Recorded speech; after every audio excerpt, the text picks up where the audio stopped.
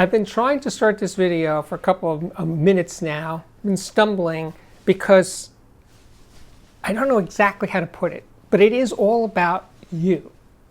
Your system, your choices to put together a system is an attempt to make a system that works for you and makes your music sound good in your room. There, I just said it. And that's what it is. And within your budget and within your room and your choices and your music, it should make you happy. It should make you dance or please you or stimulate you or get you excited or calm you down or something, right? That's what it's for. That's what it's here for. That's what your money is invested in, and that's what it should do, right? And that's what this is all about. But what I want you to do today is, well, I want you to rate your system. How well has it succeeded in that goal? Before I go any further in this idea that I have for today, I'm going to tell you at the end of today's show, we're going to turn the camera around and we're going to see one of your systems, one of the audiophiliac viewer systems of the day. And it's going to be, as I pointed out, a recurring segment in the Audiophiliac Daily Show. So stick around to the end and you get to see one of your systems. It's a tidy little system today. It's not a big, complicated system, but it's a beautiful system.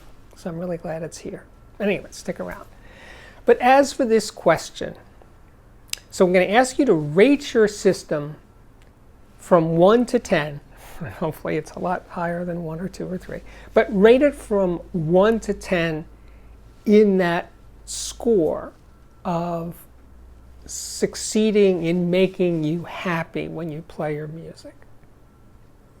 Not in perfection, so to speak, but of making you satisfied. You can put aside your cares of the day, focus on the music, and be one with the music. That's a tall order, right? That is a tall order. And you can't do it all the time. Not every piece of music is going to take you away, sweep you away into the music, but at times that can happen. So let's say you've given yourself a 7. 7 is really good. Great. Stop. Stop thinking about getting another speaker or amplifier or DAC or turntable. Just enjoy. Buy more music, go to concerts, take up golfing or bowling or looking at sunsets.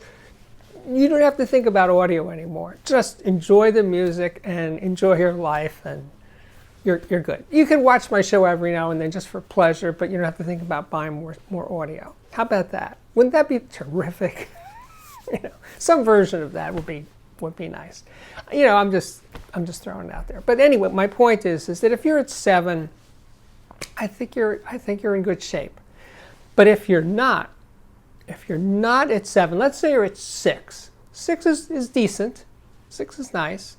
And you just need to tweak a bit, right? Maybe a rug in front of your speakers would be push a little bit. That'd be nice.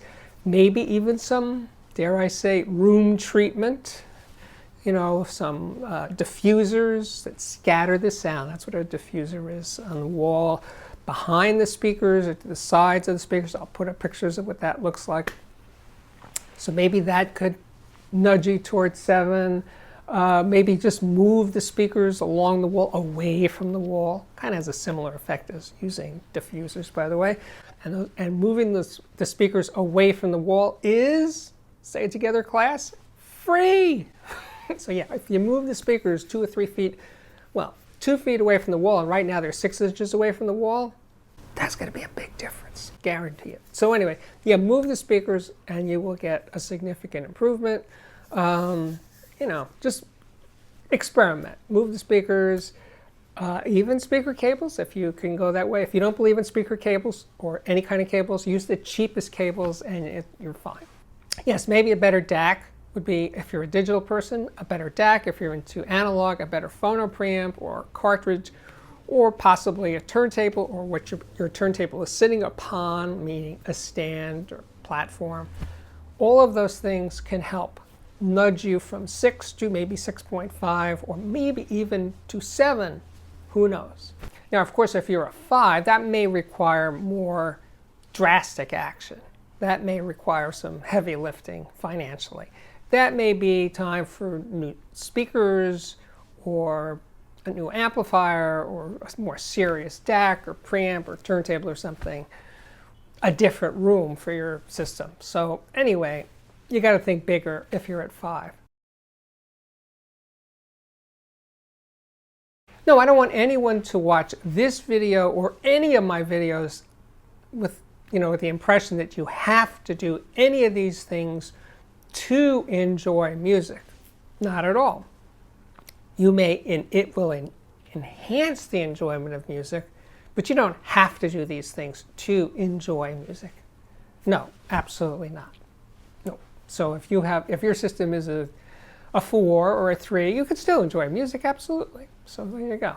But yes. But anyway, so wherever you are, if you want to make some improvements, I would recommend it. If you can't afford it or you can't for any other reason, no problemo. You're good in any case. But if you have the desire to, I'm here to help in any way I can. I've made videos, over 1,000 of them, talking about this in various ways. So there's lots to discover on the Audiophiliac Daily Show channel. And by the way, you should, and I'll point to the playlist right now. If you look at these videos I've done of just Audiophiliac viewer systems, and you will just see the menagerie of what people do in their systems. Yeah, it comes in all flavors and sizes and prices and DIY and vintage and a billion different ways of doing this thing. So there's no right or wrong way of doing it. Everybody takes their own road pretty much. So don't get hung up on you're doing it wrong. There's no doing it wrong. Whatever works is always the right way. So then there's the question of, does the audiophiles family use the system? Now, I would hope so.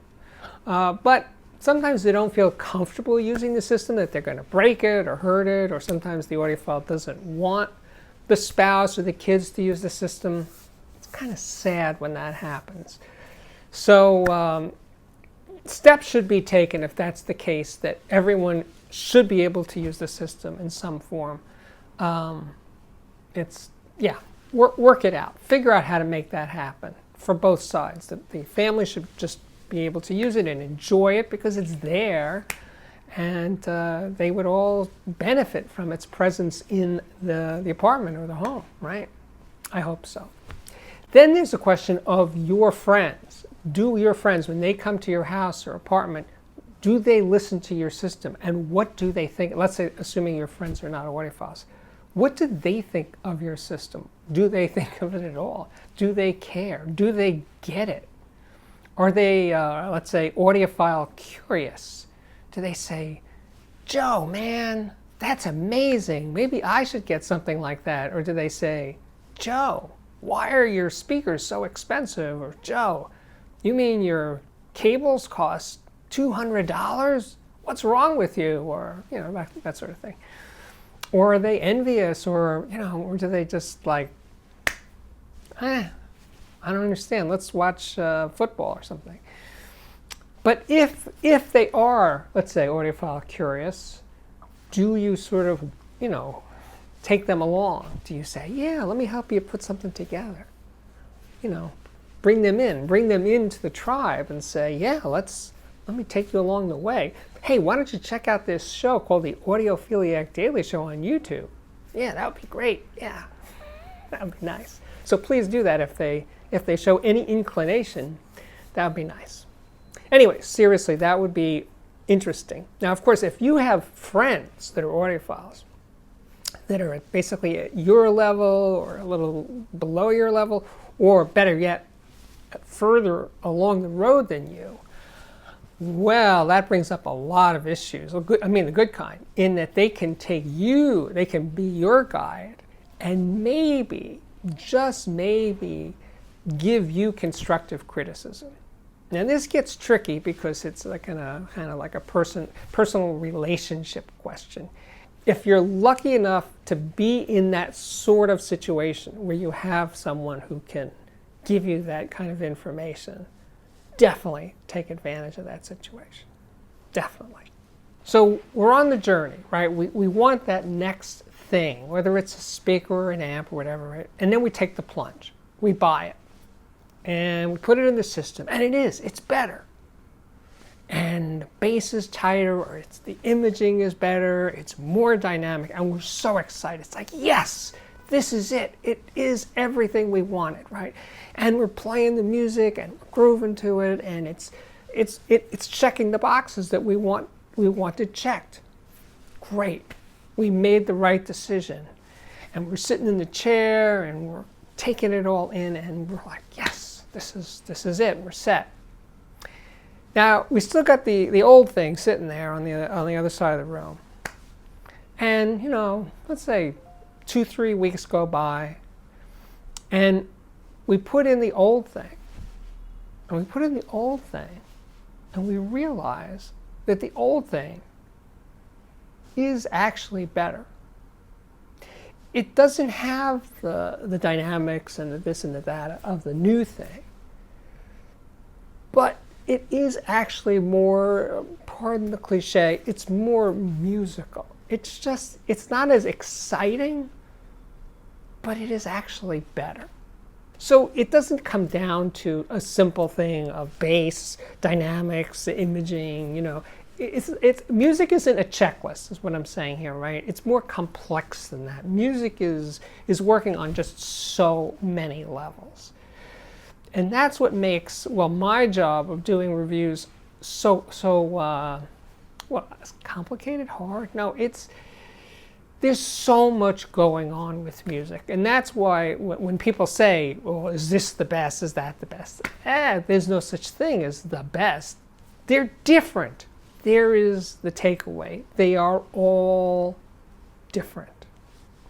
Best? Wow. I don't know. Different. They're really, really different. So in this example that I gave, maybe the thing, if possible, to do is to live with both. If, let's say the example I gave were speakers, if you could hold on to both speakers and let's say keep speaker A in the system for 2 weeks and then switch over to speaker B for a couple weeks and then go back to A, maybe that would be a nice way to live with those. Or if it was an amplifier or a DAC or something, just go back and forth between the two, and maybe that's a way to do it. If you can't afford to, or you don't have the room for things like that, you just gotta say, oh, I'm just gonna have this time of my life, of the journey with this thing, and then eventually I'll go to another thing and another thing and another thing, right? So that's it. There's no end to the journey, is basically what I'm saying here, right? It's a long road. It's a long and winding road, this audiophile life. So there's no perfection. Never is. Probably never will be. So anyway, but what this does lead to is the audiophiliac viewer system of the day, which is a very simple little system today, and without any further ado, here it is. It's from Mauricio. He's 47 years old, and he lives in Santa Clara, California. He has a Wilsonton R8 tube amplifier, Tecton Lore reference speakers, a Rotel CD14 CD player, and a Sonos port for streaming. That's it. That's all he wrote. Thanks a lot. That was a nice little system, and I love Tecton Blue, that electric blue. Sweet. Speaking of sweet, my name is Steve Guttenberg. This is the Audiophiliac Daily Show. If you like what I'm doing here, please consider subscribing to this YouTube channel. Super easy to do. Hit that button right down there. When you do, hit the bell. Beyond that, I can say, check out the Patreon. If you haven't yet done it, do me a favor. Just check it out. It's also super easy to do. And you go to patreon.com/audiophiliac.